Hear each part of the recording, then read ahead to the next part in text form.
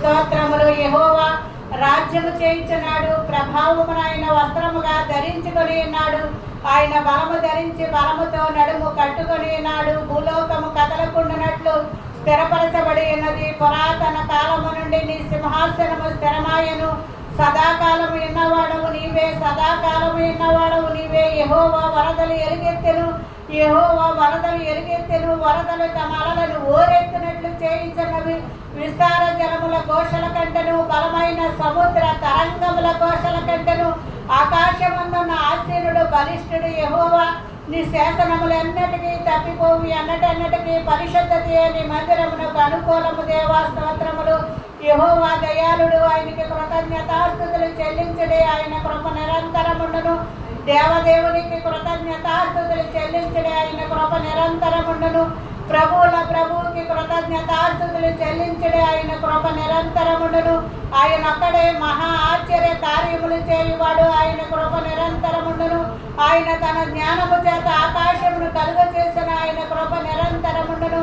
ఆయన భూమిని నేల మీద పరిచినవాడు. ఆయన కృప నిరంతరముండును. గొప్ప జ్యోతులను నిర్మించినవాడు. ఆయన కృప నిరంతరముండును. పగటి నేలుటకు ఆయన సూర్యుని చేసిన. ఆయన కృప నిరంతరముండును. రాత్రి నేలుటకు చంద్రుని నక్షత్రములను చేసిన. ఆయన కృప నిరంతరముండును.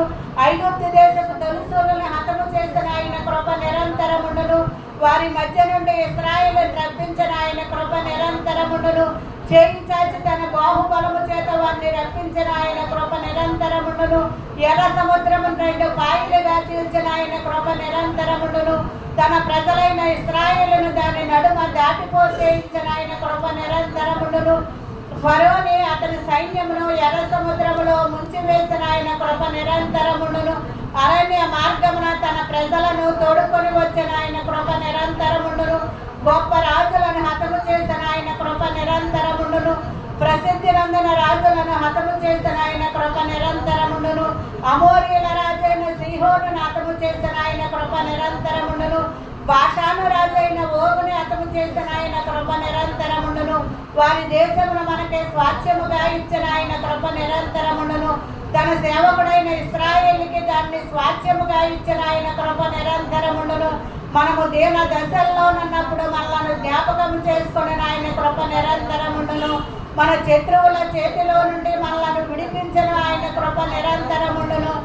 సమస్త జీవులకు ఆయన ఆహారం ఇచ్చుచున్నాడు. ఆయన కృప నిరంతరముండును.